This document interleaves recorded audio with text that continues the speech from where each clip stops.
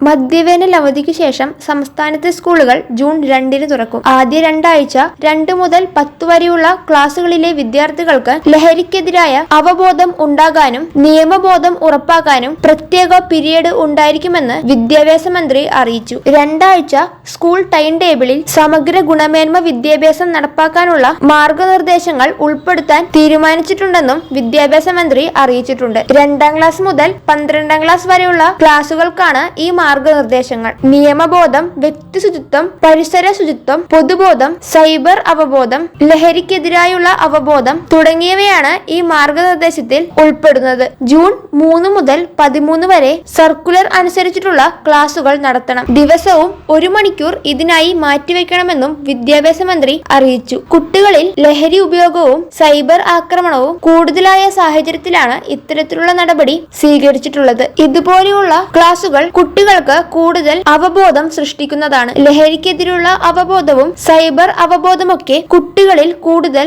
അറിവ് നൽകുന്നതാണ്. കുട്ടികൾക്ക് ക്ലാസ്സിലും ക്യാമ്പസിലും സങ്കോചമില്ലാതെ പഠന പ്രവർത്തനങ്ങളിൽ ഏർപ്പെടാനുള്ള ആത്മവിശ്വാസമാണ് പ്രാരംഭ ദിനങ്ങളിൽ നൽകേണ്ടത്. ഏത് ദിവസം ഏത് നടപ്പാക്കണമെന്ന് സർക്കുലർ വ്യക്തമാക്കിയിട്ടുണ്ട്. അതുപ്രകാരമായിരിക്കും സ്കൂളുകളിൽ ഇത്തരത്തിലുള്ള കാര്യങ്ങൾ നടപ്പിലാക്കുന്നത്. ഏത് പീരീഡാണ് ഈ പ്രവർത്തനങ്ങൾ സ്കൂളുകളിൽ നടത്തേണ്ടതെന്ന് സ്കൂളുകൾക്ക് തീരുമാനിക്കാൻ സാധിക്കുന്നതുമാണ്.